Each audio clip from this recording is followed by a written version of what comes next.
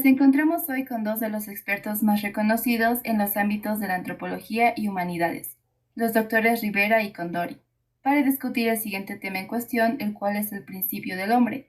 Sean bienvenidos ambos y quisiera empezar preguntándoles cuál es su opinión profesional sobre el origen de los seres humanos. Empezamos con usted, doctor Rivera. Bueno, en primer lugar, muchas gracias por la invitación. Es un honor ser parte de un tema tan interesante e importante como este. Como muchas personas sabrán, una de las más grandes interrogantes acerca del hombre es su origen. Y las dos respuestas más concurrentes que recibimos normalmente es que el hombre proviene de Dios o de los animales. Y me atrevo a decir que la primera respuesta no es científica. Y la segunda, como les haremos conocer a continuación, es equívoca desde el punto de vista de científicos. ¿Y por qué realiza estas declaraciones? Me arriesgo a decir que ambas teorías son las más conocidas por todo el mundo y de cierta manera las más probables. Bueno, te puedo decir que la sustancia como categoría se puede reducir, según Aristóteles, al concepto de ser. La visión de Aristóteles de Dios es de naturaleza real y no sobrenatural. Lo que quiere decir Aristóteles es que nosotros probablemente podemos ser nuestro propio Dios, perdón, o una especie de subdios. Del otro lado del mono, eh, es que el mono fue evolucionando sobre el resto de otras especies semejantes, lo cual lo hace un super animal. Es por eso que se dice que el hombre no tiene un concepto propio. Ok, entonces desde este punto de vista, ¿cómo podríamos definir al hombre? Doctor Condori, ¿qué podría decirnos al respecto? Bueno, si nos basamos en las palabras del filósofo Arnold Gellen, el hombre es un ser práctico, es decir, un ser que actúa, ¿no? Un ser que quiere hacer cosas y que hace cosas que él quiere. A diferencia de lo que se cree, la actividad de vivir no equivale a actuar. Esto, según Aristóteles, puede ser que actuar debe ser algo más que alimentarse, más que reproducirse, cazar o buscar refugio para sobrevivir, como lo hacen los animales, ¿no? Actuar es llevar a cabo un proyecto que trasciende de lo instintivo hasta volverlo irreconocible, perdón, y suplir esa carencia. En términos simples, es decir, que el ser activo hace que las cosas ocurran. Esa es una explicación muy interesante. Así que lo que define al hombre es el actuar. Doctor Rivera, ¿usted está de acuerdo? Efectivamente, también considero que si nos referimos al principio del hombre, el mismo está en la acción, en una intervención en lo que selecciona, planea o innova. El ser activo no solo obra a causa de la realidad, sino que activa la realidad misma. La pone en marcha de un modo que sin él nunca hubiera llegado a ocurrir. Doctor Condori, ¿podría explicarnos más sobre el tema para que nuestros oyentes lo comprendan por completo? Por supuesto, verá, la acción es lo contrario del cumplimiento de un programa. A diferencia de los animales o de las plantas, los cuales están programados para hacer lo que son y vivir como viven, los seres humanos también estamos programados, pero de manera diferente. Recibimos con nuestra dotación genética la capacidad innata de llevar a cabo comportamientos no innatos. ¿Y a qué se refiere con comportamientos no innatos? Bueno, es decir, que podemos realizar actividades con las que no nacemos. En cambio, los comportamientos innatos de los humanos serían todas aquellas conductas y acciones llevadas a cabo sin necesidad de haberlas aprendido, como podría darte el ejemplo de los reflejos.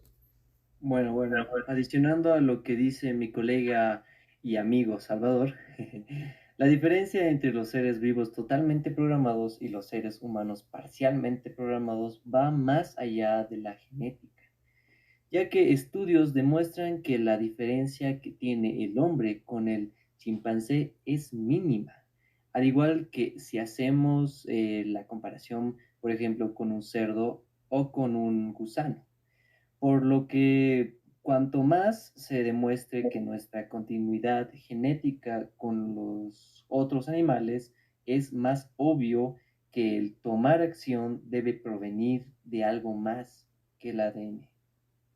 Comprendo, ya que de lo contrario el resto de los otros animales tendrían la misma capacidad y no habría diferencia alguna, ¿verdad?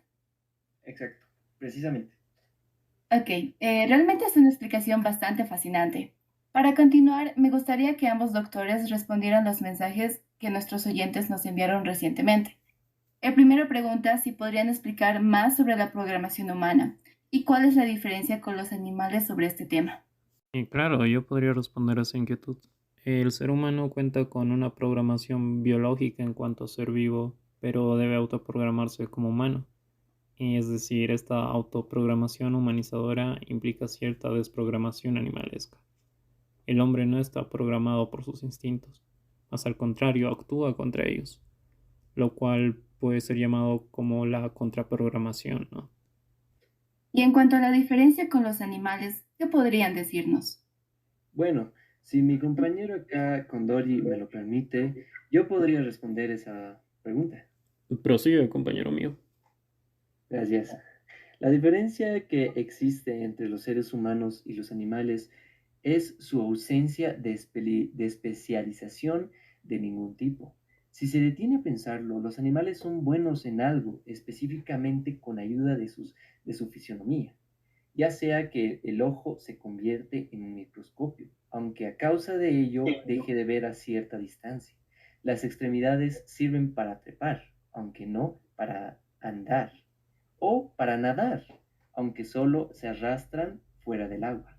Es decir, pueden realizar tareas específicas, pero pierden sus capacidades para realizar otras. En términos vulgares, podríamos decir que no pueden tenerlo todo a la vez. Es una forma de decirlo, ¿verdad? Y en cuanto al ser humano, este no cuenta con estas excelencias, por así decirlo. Nuestros miembros, órganos y sentidos están mucho menos definidos, pero se las arreglan para afrontar situaciones imprevistas. Podemos decir que los seres humanos carecen de una especialización precisa. Sin embargo, somos seres adaptables. Muchas gracias por sus aclaraciones. Vamos con la segunda pregunta del público, la cual es, ¿por qué no podríamos decir que el hombre proviene de la evolución si hay tanta evidencia que así lo indica? Me gustaría responder. Primero decir que es una muy buena pregunta y la respuesta es sencilla. Y es que desde el principio, desde el punto de vista de la evolución, los animales semejantes al hombre deberían estar más evolucionados que el ser humano, no menos, ya que con el tiempo han desarrollado mejores armas, músculos más aptos, capacidades más determinadas. Entonces, ¿qué marca esta diferencia entre los animales y los seres humanos? Bueno, los seres humanos tenemos un órgano máximamente desarrollado y con múltiples prestaciones muy sofisticadas, el cual es, como ya sabrán, el cerebro. El cerebro es el órgano más específico de la acción, porque conoce, delibera, valora y decide.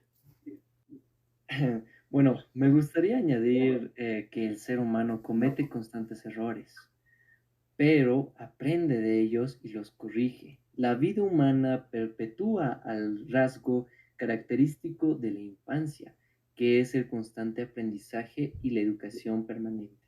Aunque no estamos determinados a vivir en un hábitat específico como lo hacen los animales, sí lo estamos a convivir con semejantes que nos enseñen y ayuden. Es decir, el medio ambiente natural de los seres humanos es la sociedad. Debo decir que ambas explicaciones son muy educativas y puedo asegurar que tanto la audiencia como mi persona obtuvimos las respuestas a las interrogativas que teníamos.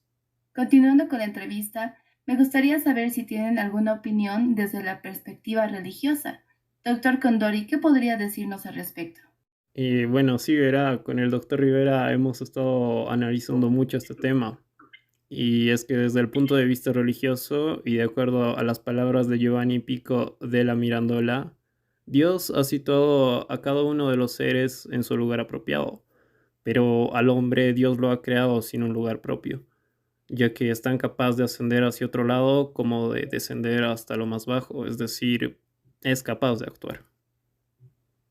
Con esta declaración podríamos decir que existe cierta similitud con la explicación que nos daban anteriormente respecto al actual, ¿no es así? Efectivamente, podríamos decir que existe ese parentesco al igual que lo existe con respecto al término de la programación humana, ¿no? Mi colega puede explicarles un poco más de cómo se trata todo esto. Básicamente, básicamente, si hablamos de lo religioso y la programación humana, se dice que la perfección del hombre no está en cumplir el programa que se le es impuesto, sino en inventarlo y orientarlo hacia lo mejor. Es la naturaleza la cual obra sobre los demás seres, mientras que el hombre actúa por sí mismo y a su propio riesgo en la naturaleza. Con estas afirmaciones podemos decir que el ser humano toma las riendas de su camino y esto al mismo tiempo requiere cierto grado de tenacidad. Para finalizar, ¿podrían concedernos su punto de vista respecto a esto? Claro que sí, y para hacerlo usaré un ejemplo. Existe un relato sobre un aviador, ¿no? Quien desapareció en los Andes. Todos conocen esa historia, creo yo. Todos lo daban por perdido, pero contra toda posibilidad, a los 7 días reaparece, recordando a su mujer, sus compañeros, negándose a la tentación de morir en la nieve y descansar en paz, mencionando con orgullo al final, lo que yo he hecho, te juro que jamás lo habría hecho ningún animal.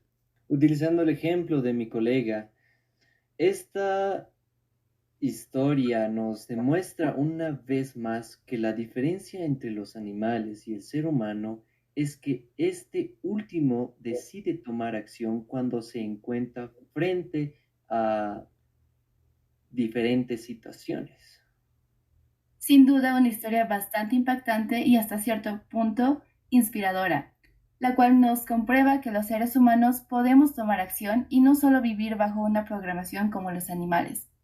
Y con eso finaliza nuestra entrevista. Muchas gracias por venir, doctor Rivera y doctor Condori. Espero que nos encontremos en una próxima reunión para discutir más temas y hasta luego.